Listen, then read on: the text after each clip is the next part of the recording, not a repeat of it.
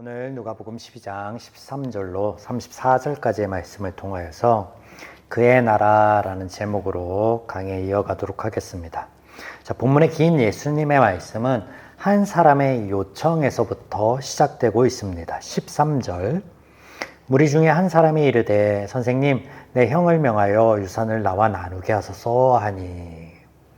자, 그의 요청에 예수님께서 하신 말씀이 생명이 그 소유에 넉넉한 데 있지 않다입니다.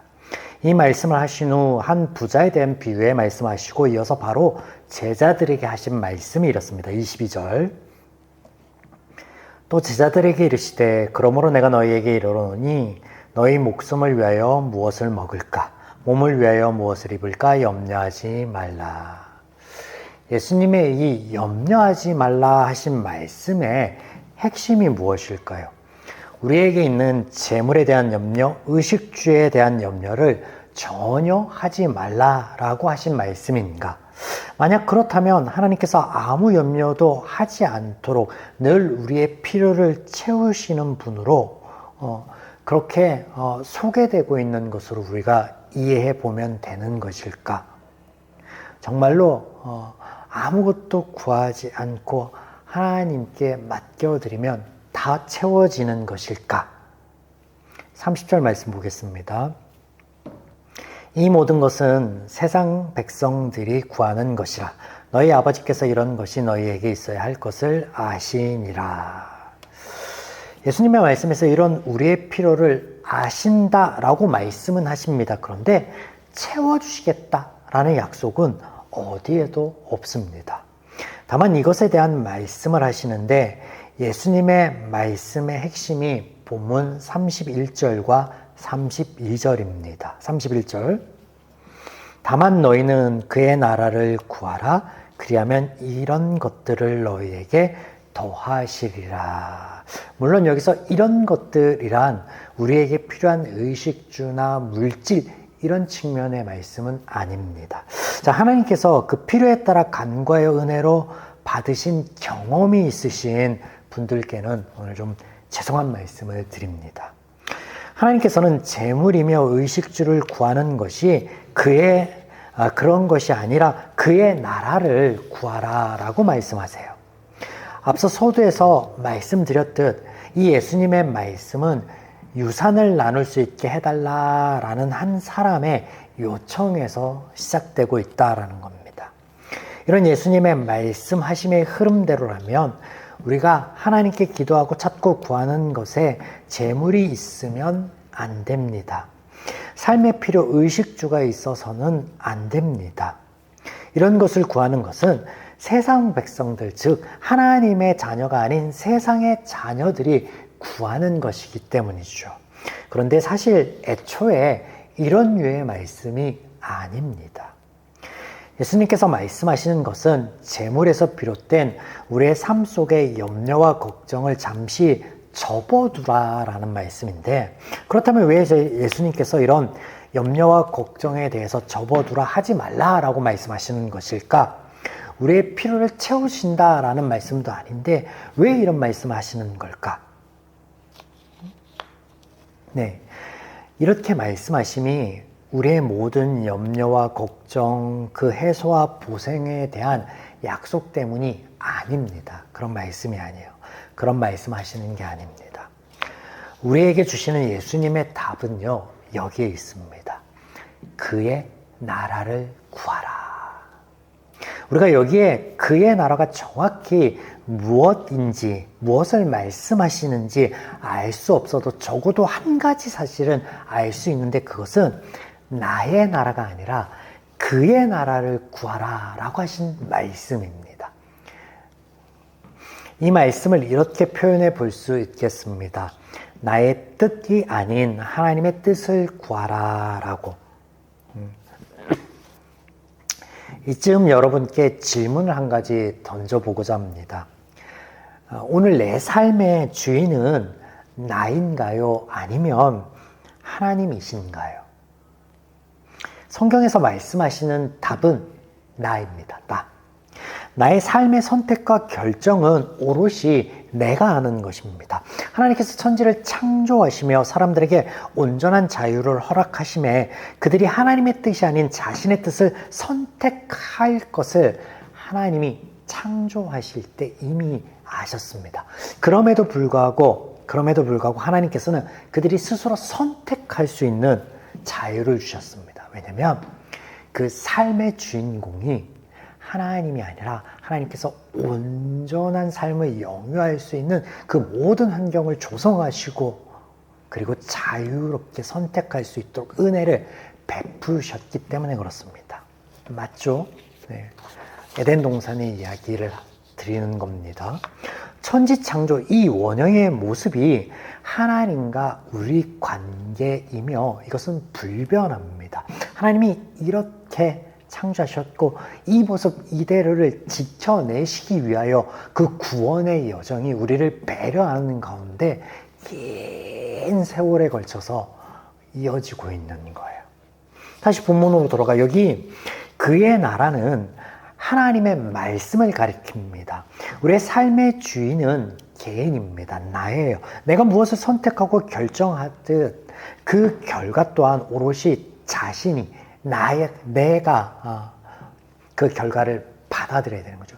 그 결과 나의 선택의 몫이라는 거예요. 다만 하나님께서 이것을 말씀하시면 우리가 더 선하고 좋은 방향으로 삶을 선택하기를 바라시는 하나님의 마음에서입니다.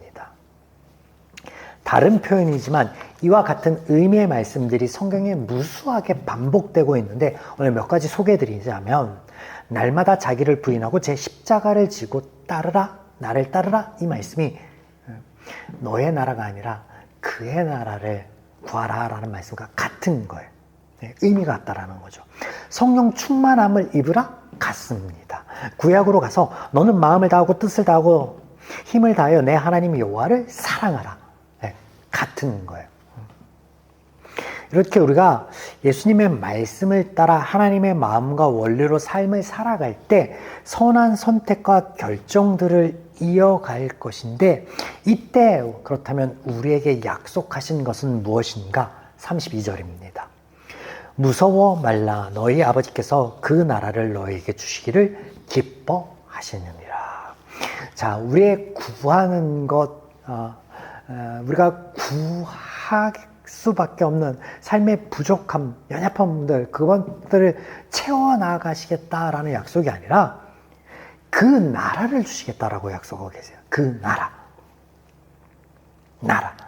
자, 이쯤 예수님께서 말씀하신 나라에 대해서 더 알아볼 텐데 헬러 바실레이아는 왕권을 의미합니다. 이 나라라는 단어가 바실레이인데 왕권을 의미해요. 하나님의 통치를 의미하는 거죠. 그의 나라를 구하라라는 말씀에는 이런 하나님의 통치 안에 들어가라라는 말씀으로 세상의 원리, 제 원리가 아니라 하나님의 말씀을 따라 살아가라라는 말씀이에요. 네.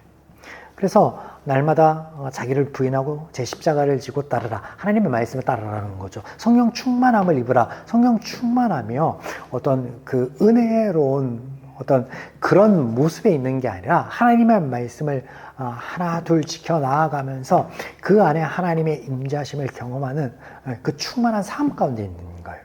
너는 마음을 다하고 뜻을 다하고 힘을 다해 내 하나님 여호와를 사랑하라. 이 신명기의 말씀은 하나님을 어떤 감정적으로 우리 고백적인 차원에서 살아가라는 말씀이 아니에요. 그런 말씀이 아니에요. 말씀을 너희가 따르고 지키겠다라고 나와 언약을 맺었지. 너희가 그 언약 맺은 것을 진실하게 지켜 나아가는 것이 나를 사랑한 거야. 그 관계성 안에서 말씀하고 계시는 거예요.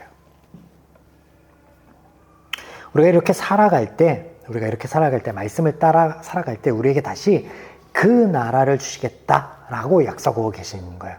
이것을 기뻐하신다라고 말씀하시는데 그러면 이 약속의 의미는 무엇인가?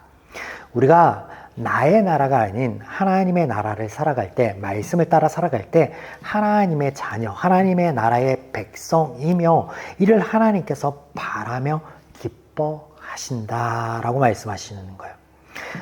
우리가 그의 나라를 구할 때, 그의 나라를 구하고 그의 나라를 구할 때 하나님이 그 말씀을 따라 살아갈 수 있는 힘을, 원동력을 주심으로 우리가 하나님 나라의 백성 되어서 그 하나님의 기뻐하시는 뜻이 무엇인지 온전히 깨닫고 알아서 그 누림의 은혜를 이어가는 것, 그것을 약속하시는 거예요.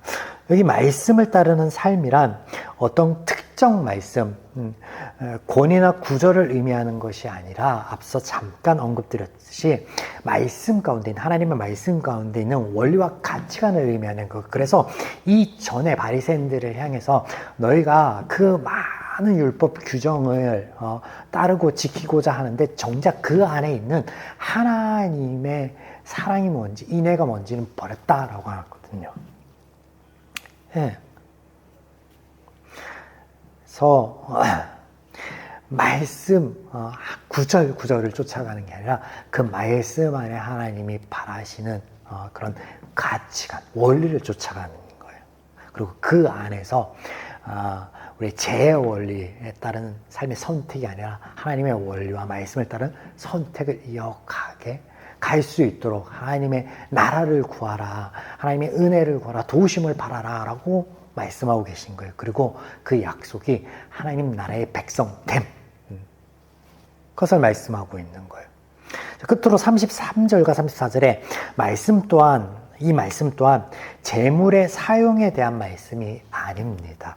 하늘의 재물을 쌓아두라라는 이 말씀이 구제나 헌금과 같은 말씀하시는 게 아니에요. 그럼 뭐예요? 하나님의 말씀의 원리를 따라 물질을 사용하라 라고 말씀하시는 거예요. 같은 맥락이죠.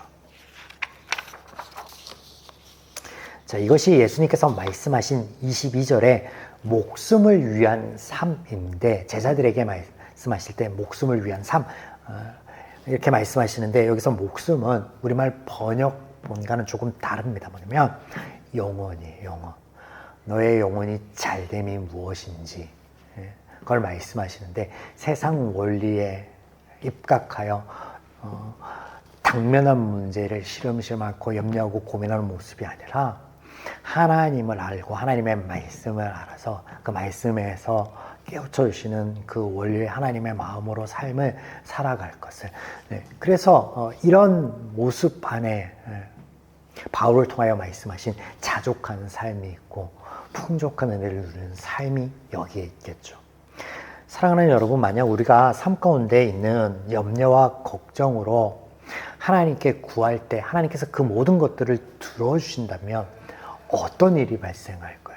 세상은 아주 혼탁해질 것입니다. 혼란 그 자체가 될 것입니다. 아주 오래된 영화 중에 브루스 올마이어티라는 영화가 있는데, 여기에 신적인 능력을 얻게 된 한 남자가 그것을 자기가 원하는 마음대로 사용할 때 그 주변이 계속 혼란해지고 문제가 발생하는 것을 그리고 있습니다. 기도하고 구하는 것에 재물이 있고 의식주가 모든 것들이 해결되고, 그렇다면 여러분, 누가 열심히 일을 하고 끊임없이 자신을 돌아보겠습니까? 기도만 하겠죠. 만약 그럼에도 불구하고 우리의 삶 가운데서 하나님께서 어떤 특정 부분에 있어서 우리의 기도에 응답하여 주신다, 그러면 이것을 수단 삼는 게 아니야. 하나님께서는 그런 모습을 바라시지 않아요. 이것을 통하여서 내가 조금 더 성숙하고 하나님에 대해서 그 마음을 볼 수 있고 하나님의 모습을 볼 수 있는 계기를 삼으면 좋겠습니다.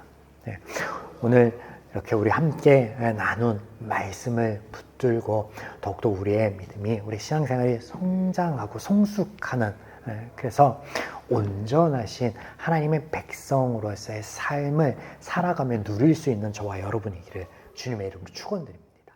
아멘.